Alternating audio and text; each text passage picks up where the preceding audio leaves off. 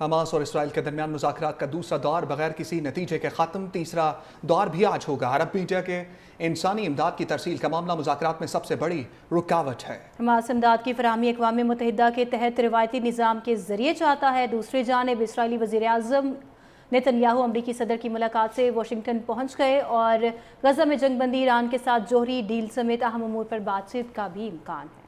Hamas اور اسرائیل کے درمیان مذاکرات کا دوسرا دور بغیر کسی نتیجے کے ختم، تیسرا دور بھی آج ہوگا۔ عرب میڈیا کے انسانی امداد کی ترسیل کا معاملہ مذاکرات میں سب سے بڑی رکاوٹ ہے۔ حماس امداد کی فراہمی اقوام متحدہ کے تحت روایتی نظام کے ذریعے چاہتا ہے۔ دوسری جانب اسرائیلی وزیر اعظم نیتن یاہو امریکی صدر کی ملاقات سے واشنگٹن پہنچ گئے اور غزہ میں جنگ بندی، ایران کے ساتھ جوہری ڈیل سمیت اہم امور پر بات چیت کا بھی امکان ہے۔ حماس اور اسرائیل کے درمیان مذاکرات کا دوسرا دور بغیر کسی نتیجے کے ختم، تیسرا دور بھی آج ہوگا۔ عرب میڈیا کے انسانی امداد کی ترسیل کا معاملہ مذاکرات میں سب سے بڑی رکاوٹ ہے۔ حماس امداد کی فراہمی اقوام متحدہ کے تحت روایتی نظام کے ذریعے چاہتا ہے۔ دوسری جانب اسرائیلی وزیر اعظم نیتن یاہو امریکی صدر کی ملاقات سے واشنگٹن پہنچ گئے اور غزہ میں جنگ بندی، ایران کے ساتھ جوہری ڈیل سمیت اہم امور پر بات چیت کا بھی امکان ہے۔